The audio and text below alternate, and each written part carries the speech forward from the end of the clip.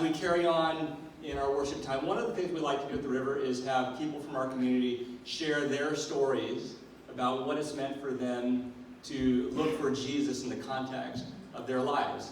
This is very precious to us because apart from the stories of people in our community, it can begin to feel like Christianity is about ideas, thoughts about God, or principles for living. And there is something more deeply personal and real that we're all looking for. So this morning, I want to invite to the stage Suhas Chelian, and I want to ask you to give him a warm round of applause. Thank you. Yes, today I want to share a story of grief and recovery. A few months ago, my wife noticed that I couldn't hear as well as I had in the past.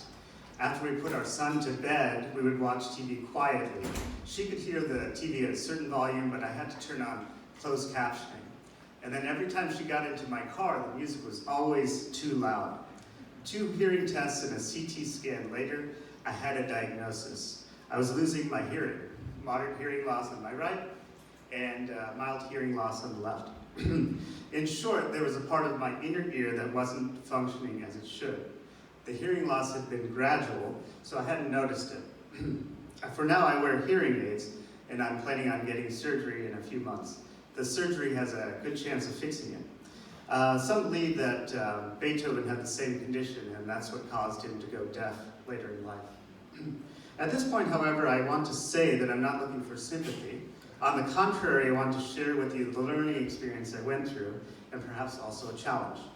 Loss, whether it's health issues or job loss or the loss of a relationship, is universal. This is, of course, the human condition. No amount of praying, awareness campaigns, or charity work will completely remove it. Jesus said, for example, the poor and their suffering will always be with us. Now back to me. Let's say there's like a problem meter, starting with like a 10, and then like being homeless is like a 9. On that meter, my hearing loss is like a 2. Yeah, if we can see the first slide. Yeah.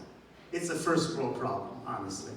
A few generations ago, there would be nothing for me. If I had lived in India, where I was born, I wouldn't have access to top audiologists or surgeons. So basically, in the time and place in which I live, it's not that big a deal. But shifting to the personal aspects of this, more personal aspects of this, when I first got my diagnosis, I was sad. I felt a loss. How could this be happening to me? I was still in my extended upper second time around 20s. Only older people lose their hearing, right? Would I have to wear hearing aids for the rest of my life? The darkest thought I had was this: what about my son? If I lose my hearing, how is he going to talk to me? Will he have to learn American Sign Language? All these thoughts swirled about in my head like a maelstrom. I knew I was sad and I had to break out of it. I had to move on. I also knew I needed help dealing with my emotions. And that's when I reached out to the most trusted source of wisdom known to humankind, the internet. I searched how to be sad and found the WikiHow article on it. Next slide, please. Yeah, so I went through its recommendations. I played sad songs, I had some wine, I allowed myself to cry, which was difficult for me, especially as a man of South Asian descent. And with that process, I came to a place of peace and acceptance.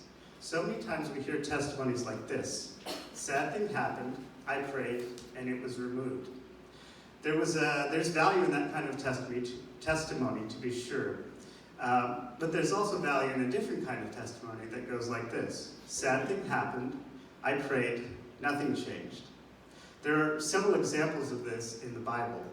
For example, in the book of Job, the title character comes to this point at least twice. Paul talks about it when he speaks about the thorn in his flesh, and perhaps the greatest prayer of release, Jesus in the Garden of Gethsemane, before he was literally going to die, said, "If it's possible, let this cup be taken away from me, but I want your will, not mine." The first kind of testimony is great to listen to. It's linear, it's easy to follow, it's optimistic. Maybe if I pray that way, I'll get what I want too.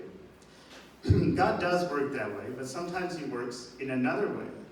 Sometimes he says no, and we not the situation, have to change.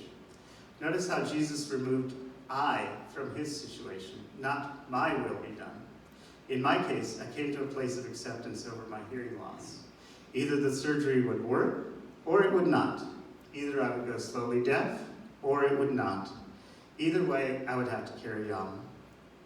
Through this experience, I've learned to grieve and be okay with a no answer in the face of loss. Sometimes, or in my case, most of the time, things are going well. I have plenty to eat, a nice place to stay, a wonderful family. I live a first world life.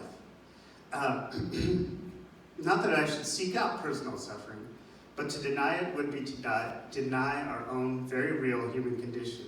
Completely avoiding suffering would also limit my ability to empathize with others who might face similar circumstances. This is, in my opinion, part of why Jesus came to earth, to experience human suffering firsthand, to be hot and hungry and oppressed, and to be around those who are experiencing sickness and sadness and death. Your suffering, like Jesus's, can be a tool for you and for others. It can help you appreciate what you have and help others who don't have as much.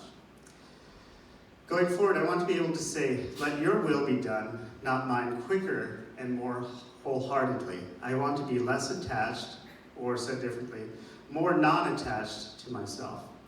This may sound like I want to give up immediately in the face of adversity. I don't think so. I think it echoes a sense of peace held by Job, Paul, and Jesus. Thank you.